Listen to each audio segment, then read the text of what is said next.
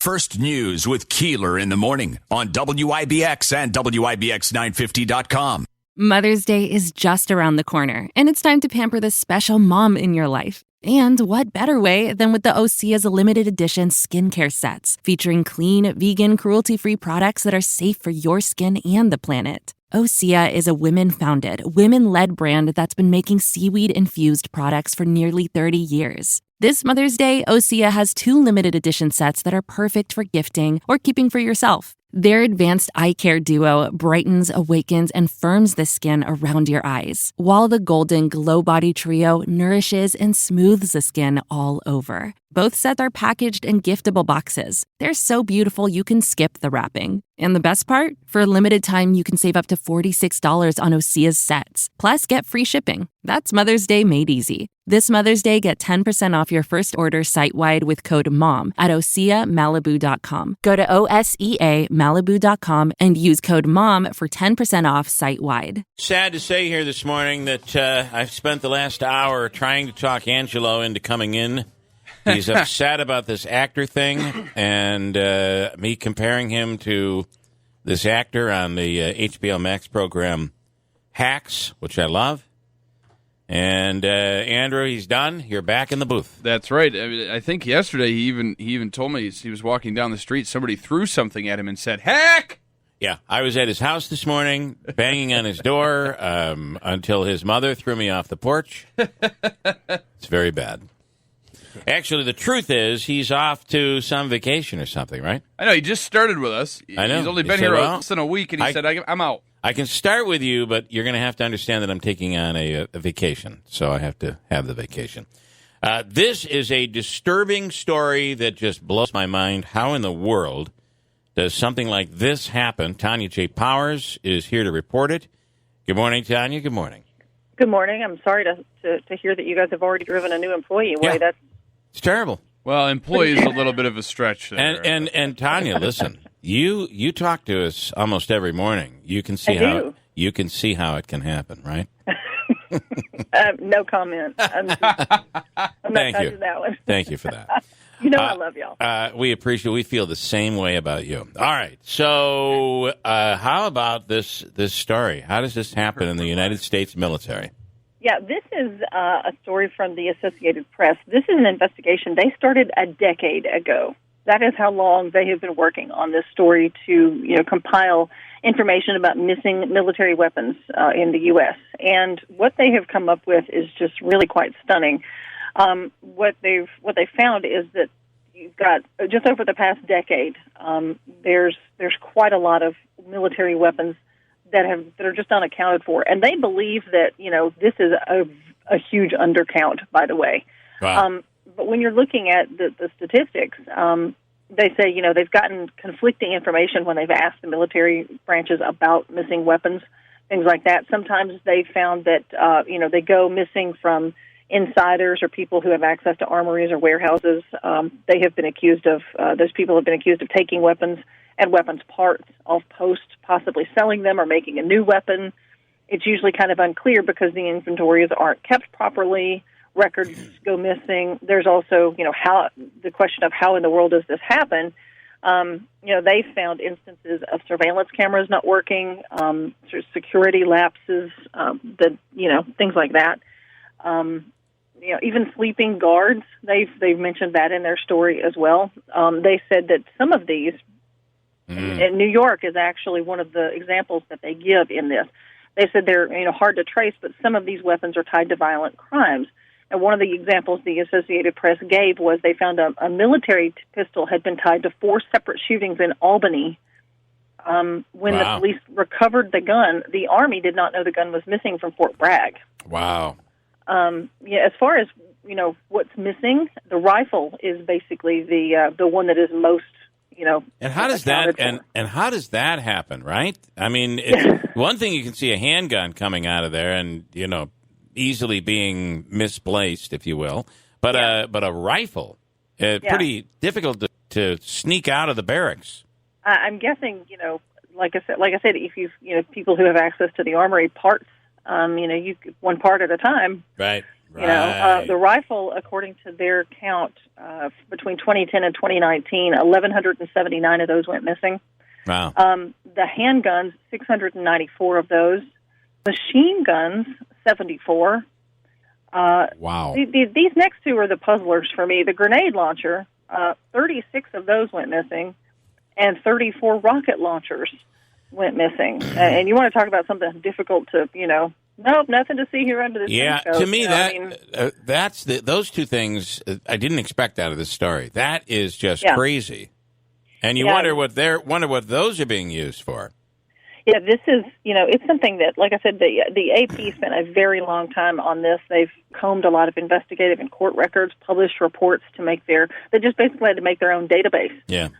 Because every time they would, ask the military, they were like, they couldn't straight answer as far as, who's keeping up with this. Some branches are apparently better about recoveries and giving information about recoveries. The Navy and Marines apparently gave good information about getting, the weapons recovered. The Army and Air Force really couldn't tell them how many were lost or stolen for that 10-year period. So, like I said, they kind of had to review case by case and sort of go at this from that angle. Wow! But you can bet that they'll have a lot more questions about this for military brass. I wonder how many stolen military weapons were used on January 6th to storm the Capitol. I also wondered this because if they're being found in violent crimes, from sales on the black market or whatever, you do kind of wonder when, because a lot of weapons were carried that day. Yep. Thankfully, there wasn't like a mass shooting or anything, but there was, people were armed. Yeah. So you kind of have to. That's a good question. Not with rocket launchers, though. No, but not rocket launchers. But you wonder what some of these military militia type groups that are out there that we know are out there. You wonder what kind of weaponry they have and where they've gotten it from. Yeah, because many of those did participate in the Capitol riot. So right. that's a valid question. All right, interesting stuff, Tanya. Have a wonderful day. Thank you. You too. Thanks so much. Tanya J. Powers from Fox News. All right, I want you to take this, and Andrew, you can play along too, even though you're in the other room. Oh, thank you. And be ready. Now, I want to read. This is You Finish. This is a new contest. You Finish the Story. In honor of one of my favorite broadcasters in the whole world, Paul Harvey. Do you remember? You probably don't remember, but I would sit in my car in high school and wait after lunch break because he would come on again at 12:15.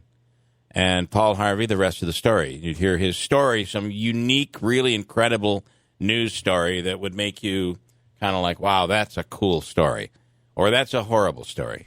Or that's a wonderful story. Whatever he did, he always did incredible things. So in honor of Paul Harvey, and now, ladies and gentlemen, it's time to play the contest, the rest of the story. Thank you for the sound effect. All right, here's how we do this. I read the beginning of the story, and you tell me what happened. Let's do it.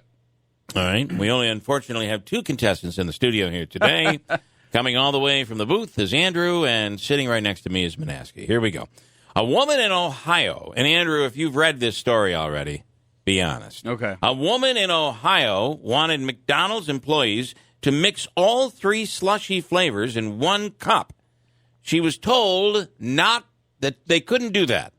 I didn't know that they sold slushies. I didn't either. A woman in Ohio wanted McDonald's employees to mix all three slushy flavors in one cup. She was told they couldn't do that. And what comes next is an unbelievable story. What do you think happened next? She went and made it herself. Yeah, she jumped the counter, pushed somebody out of the way, and made it herself. So you guys are both going to join in and use the same answer? I think Jeff's going to take my answer, but yes. I'm surprised you didn't come up with... Oh, here we go. I've got it. Okay. She said, oh, you don't? Oh, that's too bad. Okay, you know what? I'll have a hot fudge sundae instead. That's what a normal, sane human being would. That's pre-pandemic, Jeff. That's before the pandemic. I'm surprised no one picked the answer. She actually wrote to McDonald's, included her idea for the recipe, and this week it actually went on the menu at all McDonald's. Get out of here. Are you kidding me? Isn't that an unbelievable story? It's not true, but that's right. It is unbelievable. That was my initial guess. I'm playing right along with you guys. guess. That's my guess.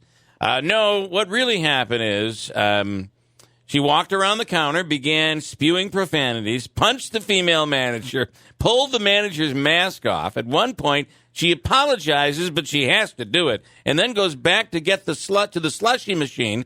That's when she punches one of the other female employees in the face. That employee then goes to town on her, and she never did get to make her own slushy. Oh, she tried, though. But she did try, and believe it or not, I have audio for you here. Check it out. If it's going to play here this morning, will it play? Will it play? And nothing is playing. Oh, here it is. My boss! Sorry, I've been up all day. I'm sorry, I know it's sorry. Do not touch my boss! Get out! God assaulted her. She could put you in jail. Go ahead. You hit me and her. To go to prison. Then I'll go to prison. Don't touch my boss again. Whatever. Don't come back here. Get out of here. Call the cops. They're right here, man. Call him. Everybody just go back to normal. She's hitting my boys. Hey! Don't touch her. Put your bag down. I ain't never had a black eye in my life. Oh. A couple lines that came out of that. I've never had a black eye in my life. Look at this. Please, everybody, go back to your Big Macs. Thank you. Go back to your cheeseburgers. I'm sorry. I punched your boss. I also love the line, call the cops. They're in the drive-thru waiting on slushies. Hurry up over there with that damn machine. Wow. So, can you, though, imagine what would be Unbelievable. going through your mind to think that you're not going to get what you want at this business? So you begin going back and punch people. And that's, the male gender is always getting a bad rap. yes. Yeah. I mean, we're blamed for everything. The minute you hear somebody punch somebody, you automatically think, what guy punched what guy? And this is not that. That is a crazy story. Did it say how old the woman is? It doesn't, but, if you can hear the sound, she sounded to me like she would have been in her late 20s and 30s, somewhere in that. Mentally, she's probably 13. Yeah, that's the problem. That is a problem.